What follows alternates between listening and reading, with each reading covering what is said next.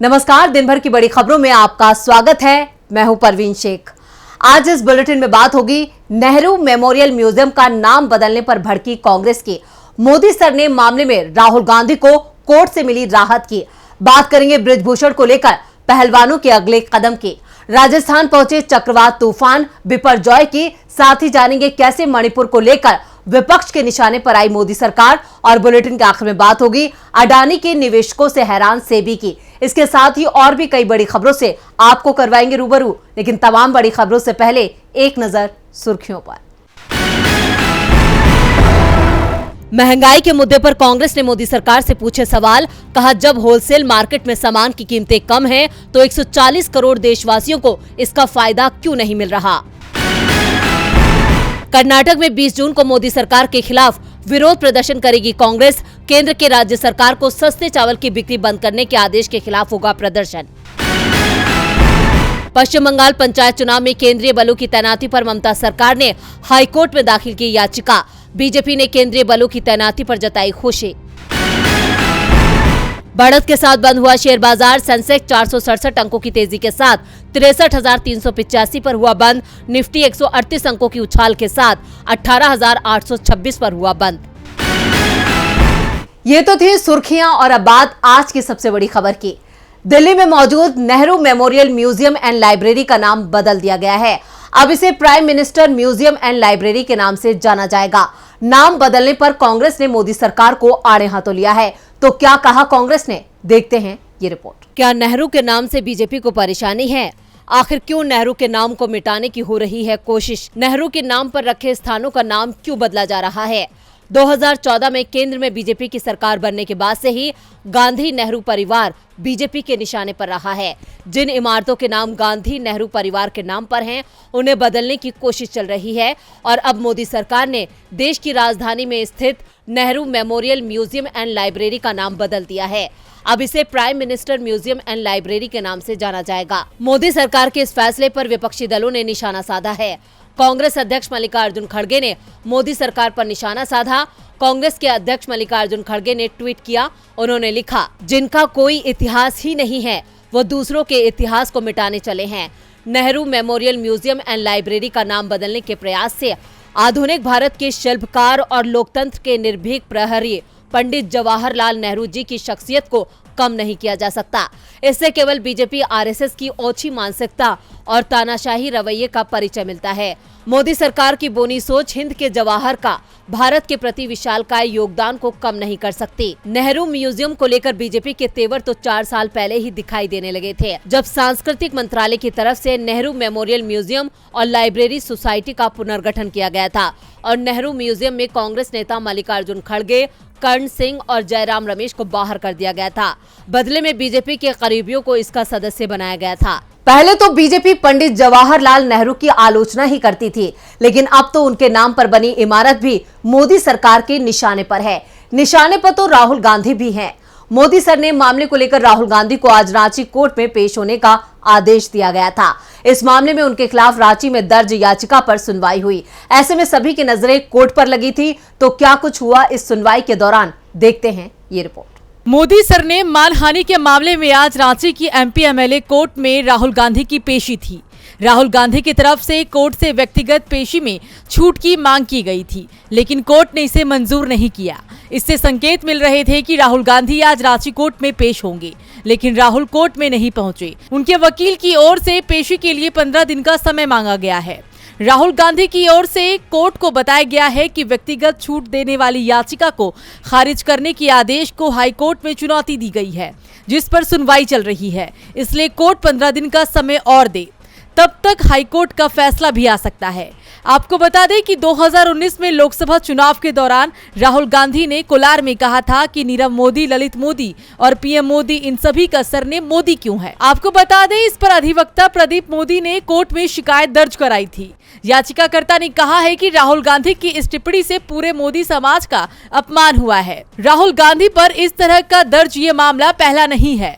सूरत के बीजेपी विधायक पूर्णेश मोदी की याचिका पर सूरत कोर्ट ने मोदी सरनेम केस के मानहानि के मामले में कांग्रेस नेता को 2 साल की सजा भी सुनाई थी। अदालत के इस फैसले के बाद राहुल की संसद सदस्यता भी चली गई।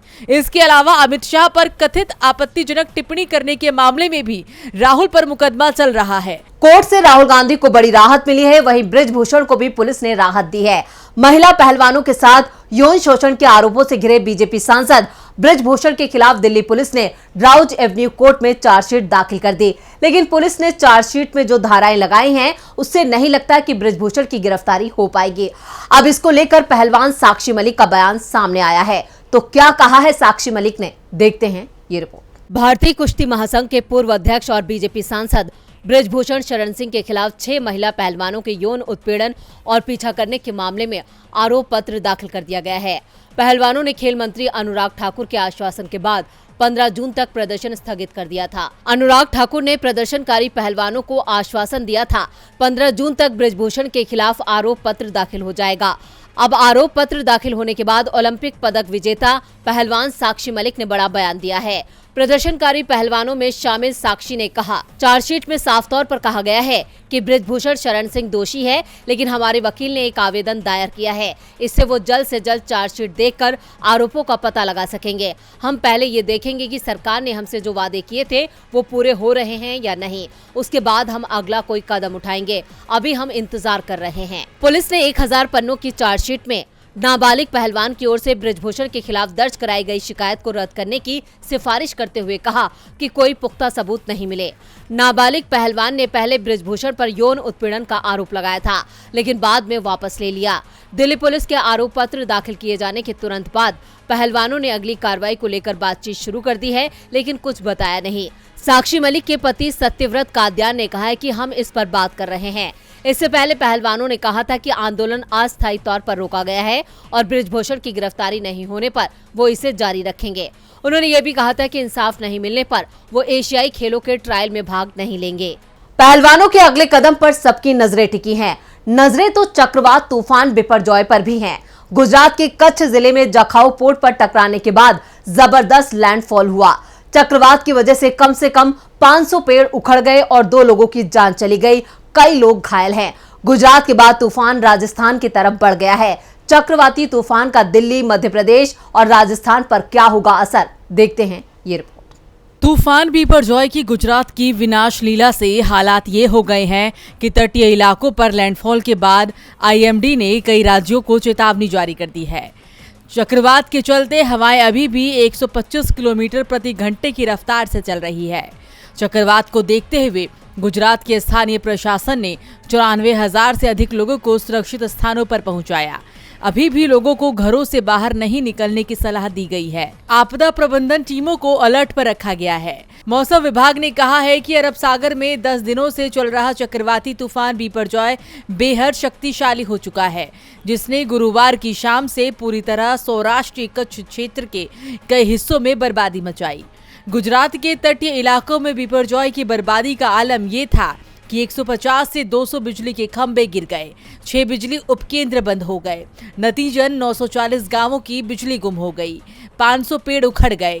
चक्रवात बिपरजॉय के प्रभाव से फसलों, वृक्षारोपण और बागों को भी भारी नुकसान की आशंका है। मौसम विभाग के अनुसार चक्रवात अब दक्षिण राजस्थान की तरफ बढ़ रहा है और इसके अब कमजोर होने की संभावना है। चक्रवात बिपरजॉय का दिल्ली NCR में ज्यादा असर होने की उम्मीद नहीं है। IMD का कहना है कि तूफान के चलते दिल्ली में अगले 4 दिन तक बारिश हो सकती है। बिपरजॉय के प्रभाव से राजस्थान के जोधपुर और उदयपुर में बारिश और गजर के साथ छींटे पड़ने की संभावना थी। मध्य प्रदेश के शहडोल, जबलपुर, भोपाल और नर्मदापुरम संभागों में कुछ स्थानों पर वज्रपात और बिजली गिरने की संभावना है। खंडवा, बुरहानपुर, खरगोन, सागर, रीवा, सतना, छतरपुर, रायसेन, भोपाल और सीहोर जिले में तेज हवाओं के साथ आंधी आने की संभावना है। गोवा के तटीय इलाकों में बिपरजॉय का हल्का प्रभाव देखने को मिल सकता है। यहाँ समुद्र में ऊंची लहरें देखी गई। फिलहाल पर्यटकों के समुद्र तटों पर जाने पर प्रतिबंध लगा दिया गया है। बिपरजॉय को लेकर अब भी कई जिलों में अलर्ट जारी है, तो मणिपुर में भी सुरक्षा बल अलर्ट पर है। मणिपुर में हालात जस के तस बने हुए हैं, तो वहीं मोदी सरकार राज्य के हालात पर खामोश है। इधर कांग्रेस ने राज्य में जातीय संघर्ष के लिए बीजेपी सरकार को जिम्मेदार ठहराया है। मणिपुर में इस वक्त हालात काफी तनावपूर्ण है। 3 मई से नागा कुकी जनजाति और मैतेई समुदाय के बीच शुरू हुआ टकराव शांत नहीं पड़ा है। लगातार एक दूसरे को निशाना बनाने की कोशिश चल रही है। इस टकराव ने पूरे राज्य को अपनी गिरफ्त में ले लिया है। राज्य में 16 मई से 11 जिलों में कर्फ्यू लागू है, जबकि इंटरनेट सेवाएं भी बंद है। इतना ही नहीं, लोगों को मूलभूत जरूरतों के लिए भी संघर्ष का सामना करना पड़ रहा है। मणिपुर में करीब 1.5 महीने से लगातार शांति की कोशिशें की जा रही है, लेकिन सारी कोशिशें नाकाम साबित हो रही है। मणिपुर की राजधानी इम्फाल में बीते दिनों भीड़ ने कांग्रेस मंत्री आर.के. सिंह के घर को निशाना बनाया। इस घटना के बाद केंद्रीय मंत्री राजकुमार सिंह ने कहा कि मेरे गृह राज्य में जो हो रहा है उसे देखकर बहुत दुख होता है। मैं अभी भी शांति की अपील करता रहूंगा। जो कुछ हो रहा है उससे मैं स्तब्ध हूँ। मणिपुर में लॉ एंड ऑर्डर पूरी तरह से फेल हो गया है। उन्होंने कहा कि मैं 3 मई से शांति लाने और बवाल रोकने की कोशिश कर रहा हूँ। ये सब 2 समुदायों के बीच गलतफहमी है। इस तरह के बवाल में जो लोग शामिल हैं वो अमानवीय हैं।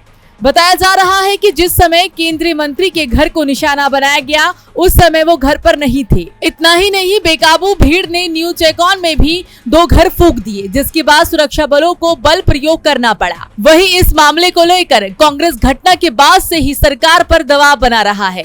इस बीच कांग्रेस ने मणिपुर में हालात को देखते हुए सर्वदलीय बैठक बुलाने की मांग की है। राज्य में शांति बहाल करने के लिए सेना और अर्धसैनिक बलों के जवानों को भी तैनात किया गया है। टीएमसी ने भी मणिपुर के हालात पर स्टैंडिंग कमेटी की बैठक बुलाने की मांग की है, लेकिन राज्य में हालात जस के तस बने हुए हैं। मणिपुर में जातीय संघर्ष पर देश का सियासी तापमान बढ़ गया है। वहीं बिहार में भी सियासी पारा चढ़ा हुआ है। बिहार के पूर्व मुख्यमंत्री जितिन राम मांझी महागठबंधन से अलग हो चुके हैं। उनके बेटे और बिहार सरकार में मंत्री संतोष कुमार सुमन ने नीतीश कैबिनेट से इस्तीफा दे दिया है, जिसके बाद मांझी ने सीएम नीतीश पर अपनी पार्टी जेडीयू में विलय कराने के दबाव का आरोप लगाया है। क्या है पूरी खबर, देखते हैं ये रिपोर्ट। 2024 के चुनाव के मद्देनजर पटना में 23 जून को होने वाली विपक्ष की बैठक से पहले जितिन राम मांझी को लेकर राज्य का सियासी पारा गरमाया हुआ है। जितिन राम मांझी महागठबंधन से अलग हो चुके हैं, जिसके बाद उनके निशाने पर सीएम नीतीश आ गए हैं। मांझी की माने तो उन पर जेडीयू में विलय का दबाव था, जिसके बाद उन्होंने खुद को महागठबंधन से अलग कर लिया। लेकिन आज खुद मुख्यमंत्री नीतीश कुमार ने इस पर अपनी मोहर लगा दी। जेडीयू कोटे से रत्नेश सदा को मंत्रिमंडल में शामिल किए जाने के बाद नीतीश कुमार ने कहा, हमने 2014 में ही जब रीज्वाइन किया था तो जितिन राम मांझी को मुख्यमंत्री बनाया था, लेकिन जितिन राम मांझी बीजेपी के लोगों से मिल रहे थे।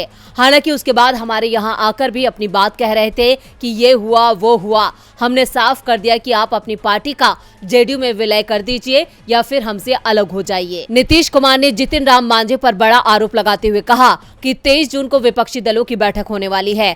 अगर मांझी यहाँ होते तो उस मीटिंग के भीतर जो भी होता वो खबर बीजेपी तक पहुँचा देते। इसलिए हमने तय किया या तो आप हमारे साथ मर्ज कीजिए या फिर अलग हो जाइए। नीतीश की तरफ से कही गई बातें मांझी के लिए काफी चुभने वाली है।